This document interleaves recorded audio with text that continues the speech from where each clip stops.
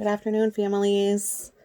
I'm just here checking in with you and planning to read another story.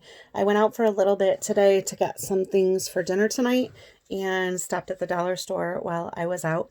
Some families have mentioned their lack of books that they have at home, so I just wanted to check out their selection. And they do have quite a few activity books, coloring books, that kind of thing. But they had a pretty good selection of picture books as well. So this is one that I picked up here at our local Dollar Tree, and I hope you enjoy it.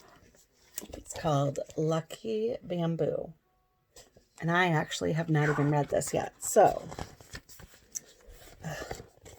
the illustrations are beautiful.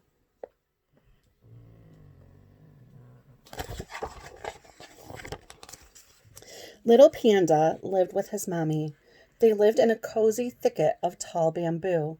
The bamboo was sweet and crunchy, and Little Panda ate as much as he could so that he would grow big and strong.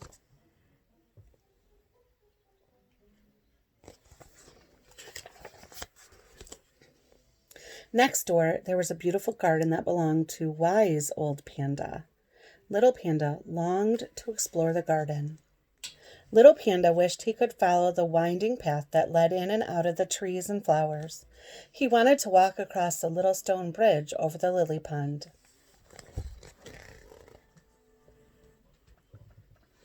Can't see if you're seeing.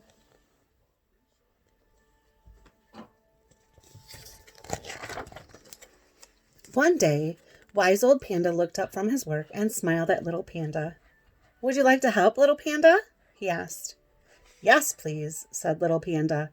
At last, Little Panda was allowed into the garden.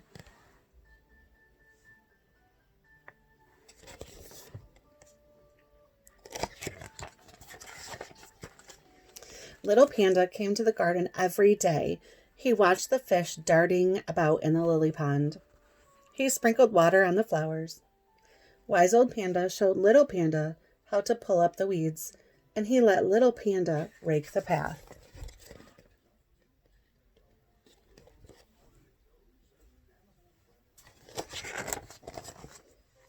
In a quiet corner of the garden grew a very curious plant. The tall stems wound around each other to make a pattern. "What's that curly plant called?" asked Little Panda. "It's my lucky bamboo," Wise Old Panda replied. "It looks very sweet and crunchy," said the little panda longingly. "It wouldn't be very lucky if you ate it," laughed Wise Old Panda.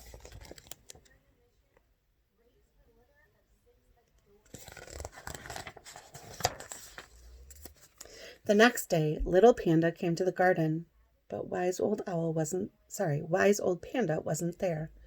Little Panda gazed at the lucky bamboo. It looked very sweet and crunchy. Little Panda reached up and nibbled the juicy green leaves. "Ew!" Little Panda cried. It tasted bitter and disgusting.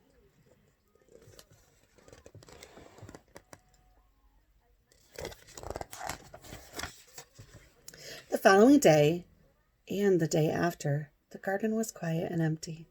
The lucky bamboo leaves began to droop and turn yellow. When Little Panda went home, his mommy was talking to her friend. "Wise Old Panda is ill," said the friend.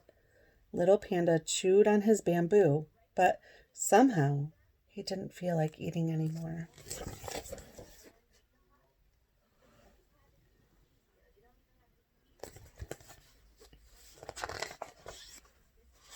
That night, Little Panda couldn't sleep. He was worried about Wise Old Panda.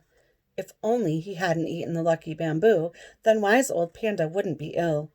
It was all his fault for being greedy.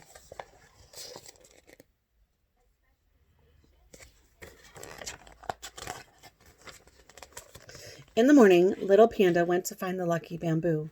He watered the leaves. He polished the stems. He tidied the pebbles. Every day he looked after the lucky bamboo and talked to it.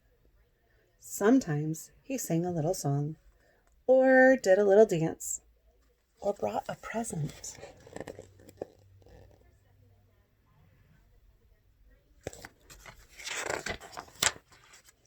Before long, the lucky bamboo stems grew tall and strong, and the leaves grew green and juicy again. But the rest of the garden was a mess. Little Panda watered the flowers, pulled up the weeds, and raked the path.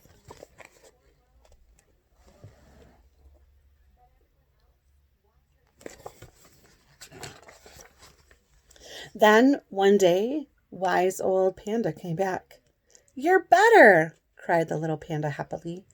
"I am," smiled wise old Panda, "and I'm very glad to be back in my garden."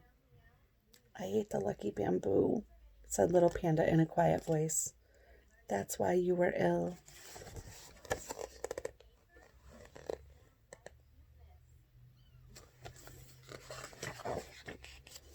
"The lucky bamboo didn't make me ill," smiled wise old Panda. "Anyway, what did it taste like?" "Disgusting," said the little panda, making a face. Wise old Panda laughed. "I thought my garden would be full of weeds," he said, "but I think that bamboo must be lucky after all." Little Panda gazed around happily at the garden that he had looked after so well.